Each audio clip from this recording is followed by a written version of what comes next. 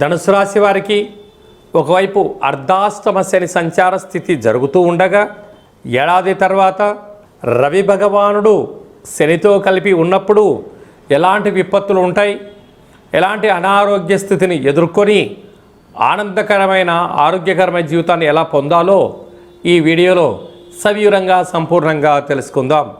ధనుసు రాశిలో ఏ నక్షత్రాలు వస్తాయనగా మూలా నక్షత్రంలోని 4 పాదాలు, పూర్వాషాఢ నక్షత్రంలో 4 పాదాలు, ఉత్తరాషాఢ నక్షత్రంలో 1 పాదం కలిపితే ధనుసు రాశి. రాశాధిపతి దేవగురు బృహస్పతి. వీరికి తృతీయ స్థానంలో రుణరోగ శత్రుకారకుడు కుజుడు, బుద్ధికారకుడు బుధుడు, వాస్తు నరదృశ్యకర రాహు తృతీయంలో ఉండడం వల్ల తల్లిదండ్రులతో, అన్న తమ్ముళ్లతో, అక్క చెల్లెలతో, సహచరులతో, పై అధికారులతో, సహ ఉద్యోగస్తులతో, కింది స్థాయి ఉద్యోగస్తులు నిత్యము మిమ్మల్ని అబ్జర్వేషన్ చేస్తున్నారు. మీరు ఎక్కడ తప్పు చేస్తారా అక్కడ మీరు తొక్కేయడానికి ఎదురు చూస్తూ ఉన్నారు. కనుక ఇది రహస్య చర్చలకు సరైన సమయం కాదు అని చెప్పి కూడా మీరు గుర్తుపెట్టుకోగలగాలి.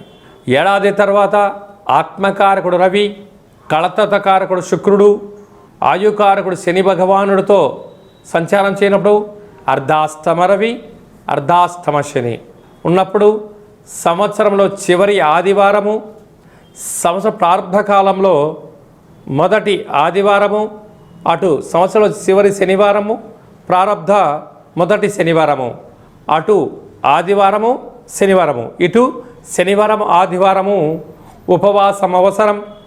వీలైతే సూర్య నమస్కారం, సూర్యభగవానికి అర్ఘ్యం వదిలిపెట్టుకోవడం, ఆసనాలు, ఉపవాస దీక్ష చేయడం వలన అనేక రకాలమైన దోషాలను తొలగించుకునే పరిస్థితి ఉంటుంది.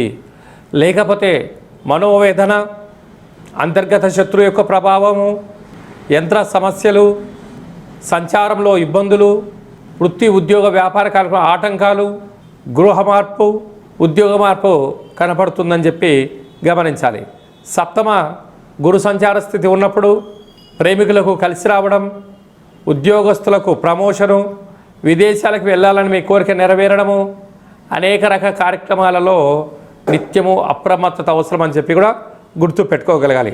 భాగ్యస్థానంలో కేతు సంచార స్థితి ఉన్నప్పుడు భూత భవిష్యత్ వర్తమానాన్ని ఎప్పుడు కూడా దృష్టిలో పెట్టుకొని మీరు ప్రయాణం చేయాలి.